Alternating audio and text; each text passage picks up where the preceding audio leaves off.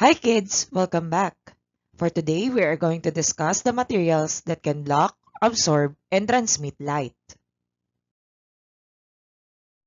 For this week's most essential learning competency, relate the ability of the materials to block, absorb, or transmit light to its use.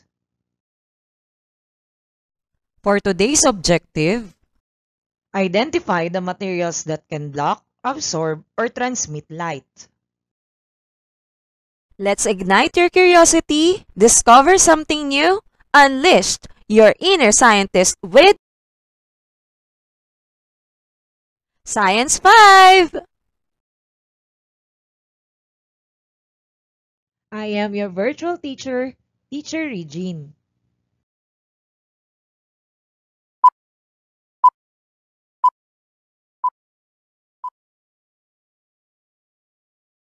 Have you ever wondered how we see things around us? How we were able to identify colors, and how some things form a shadow beside them? Let's find out. For today's guide questions, Number 1. What is light? Number 2. What is the difference between blocking, absorption, and transmission? And number 3. What are the materials that block, absorb, and transmit light?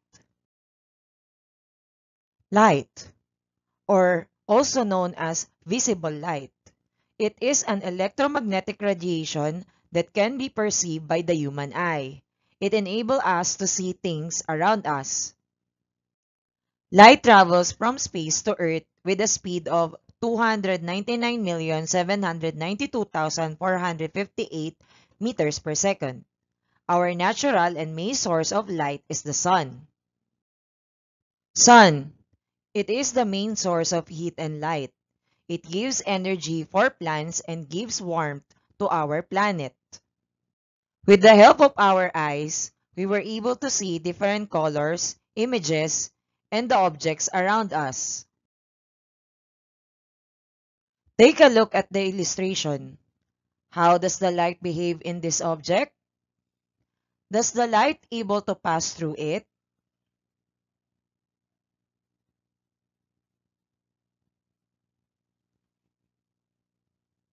Blocking. Light does not pass through, creating a shadow on the other side. An object blocks the light from the source. Solid and opaque materials block most of the light that pass through them. In the illustration, the sun is our source of light, and the object underneath is the tree. The tree doesn't allow the light to pass through it, forming a shadow underneath. The illustration shows how the light is being blocked by the tree. Let's go back to the given illustration. We now know that the tree blocks the light that passes through it. But does it mean that the tree also absorbs the light that comes from the sun?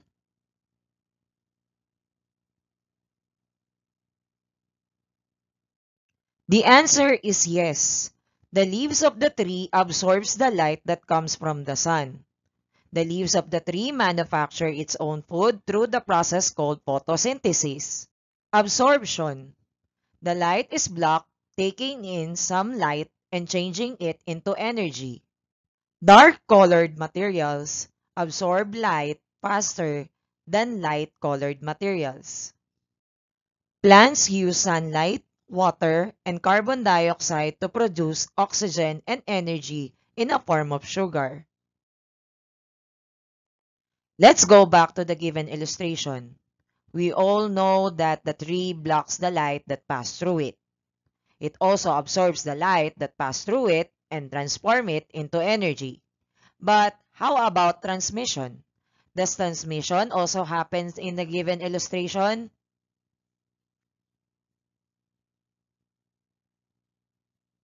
Transmission, allowing light to pass through in a material. Materials that can transmit light are mostly transparent and translucent. Let's go back with our previous question.